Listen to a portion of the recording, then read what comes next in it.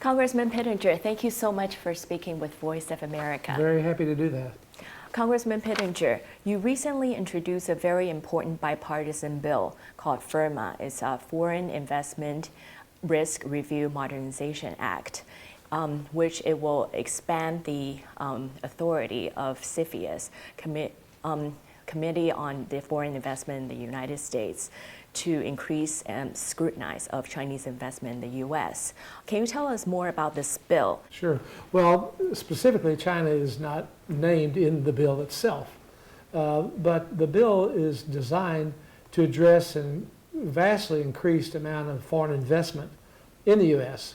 When the bill was first adopted and passed in the mid-1970s by President Gerald Ford, we had a nominal amount of investments. So I think now, with the great increased amount of investments from overseas, including China, for example, since the year 2000, China's investments have gone from $4 billion a year to now $46 billion a year.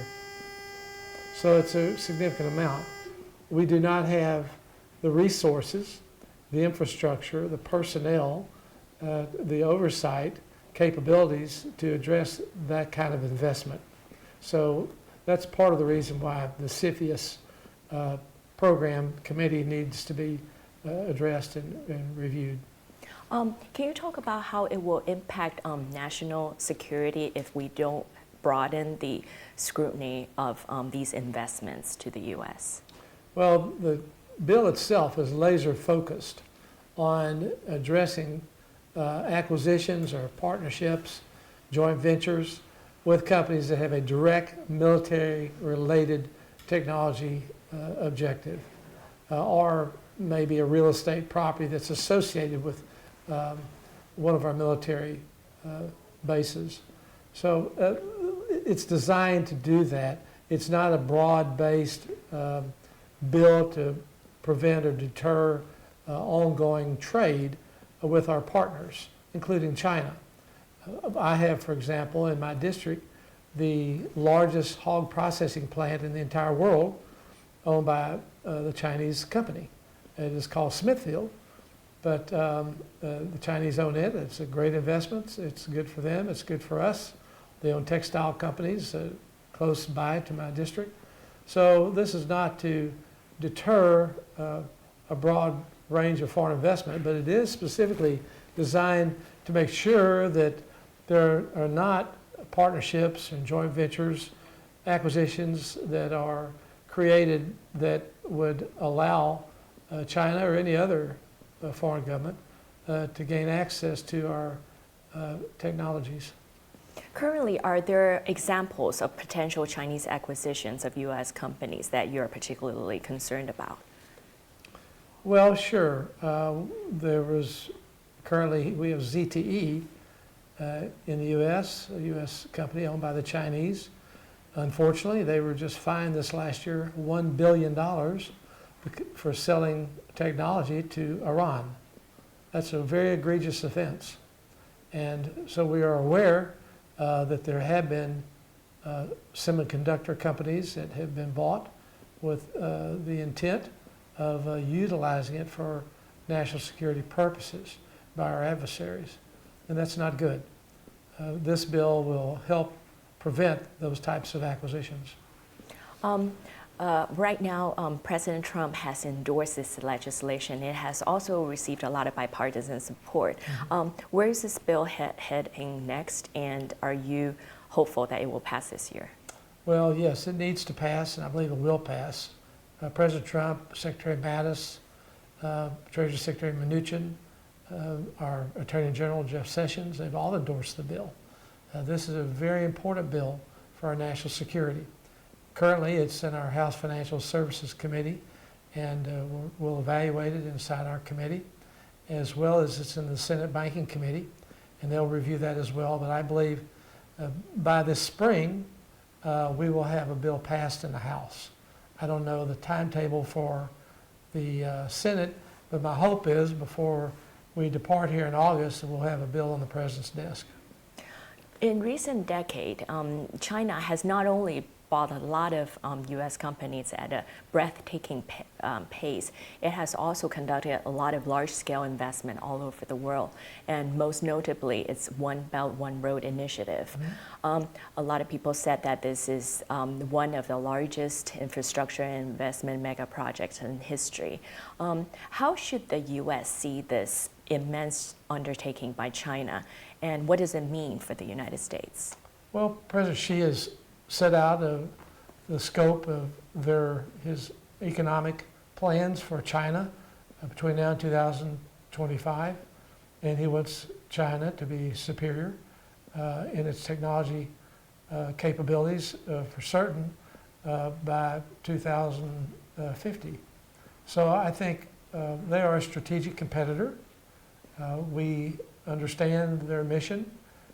We, of course, have the interest of the United States to making sure that our technologies are the best and that they are not procured in any way by a foreign government.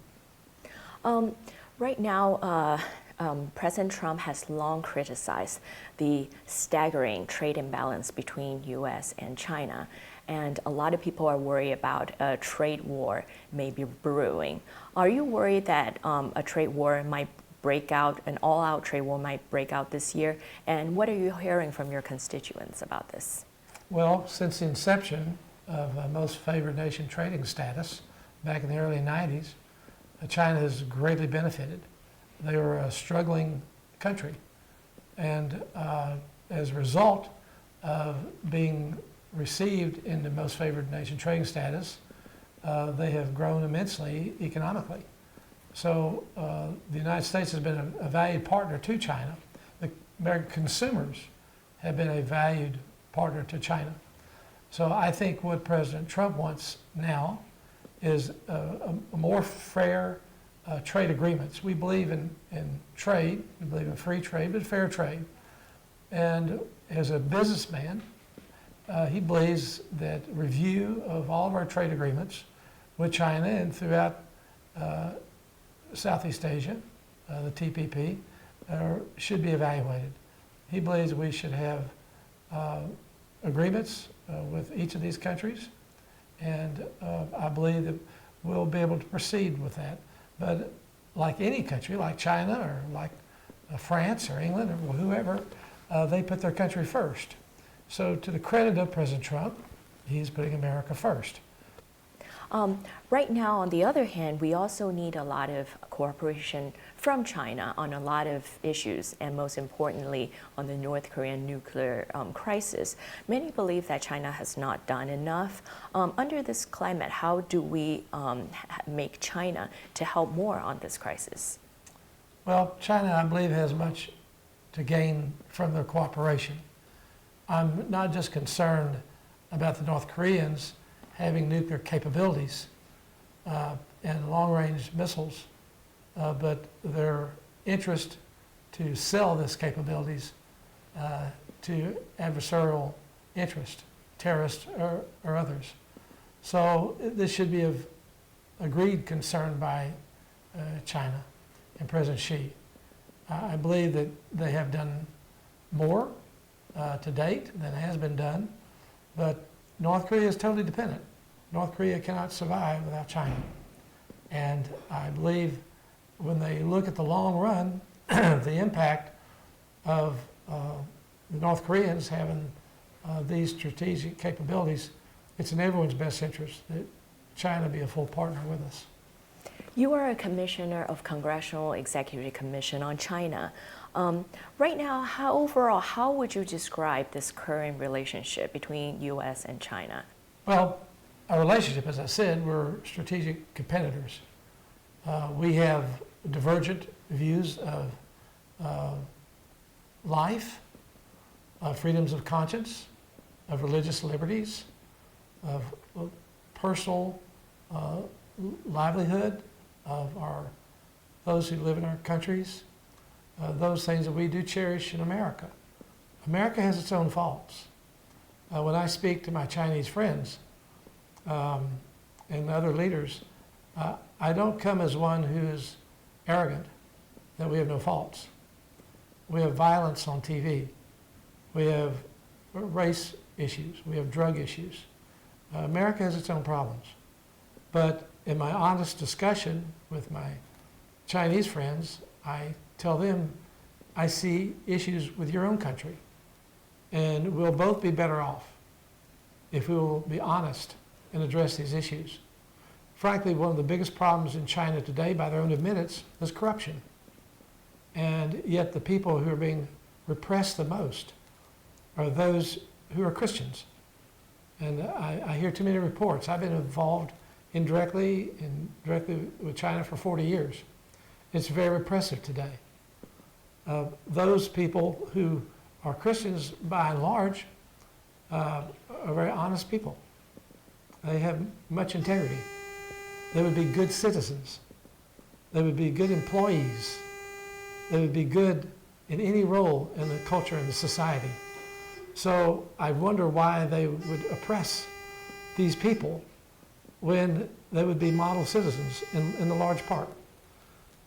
So I think that there should be an honest evaluation and a respect as well for life. China has a real imbalance today in terms of the number of children, an adequate number of children. You don't, particularly you're dominant in males, and that's going to create real problems in the long run in your demographics of the country, and because the government has controlled one-child policy. Now it's two-child, and I think there are real negative outcomes with that. You have an aging society, an aging culture. You can't support that aging culture. So I'm sure there's a lot of reflection going on there, but we hear time and time again in our commission about young girls being forcibly required to abort their children. It's very tragic, it's very sad. Do you think that by improving all these issues that you mentioned, the human rights issues, that the two country, the relationship might improve? Well, as I said, America has its problems too. Mm-hmm. So I don't come just bashing China. I'm honest about our own problems.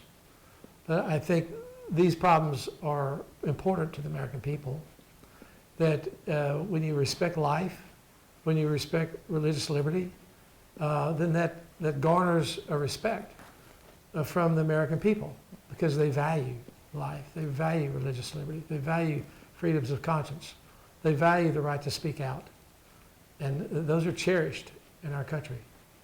Is there any message you would like to send to our audience in China and also East Asia? I have many wonderful friends in China. I have some in your embassy in Washington, D.C., who are absolutely wonderful people. And in fact, with one of them a couple weeks ago, we went out and had dinner together. I met this young man when I was over there, and he traveled with us, and now he's in your embassy today, and is an incredibly bright person. And so I wish the Chinese people all the best. You know, I'm a Christian, so I would say I wish them God's blessings on them. Thank you so much, Congressman Pittenger, for your time. I really appreciate it. You're welcome. Thank you.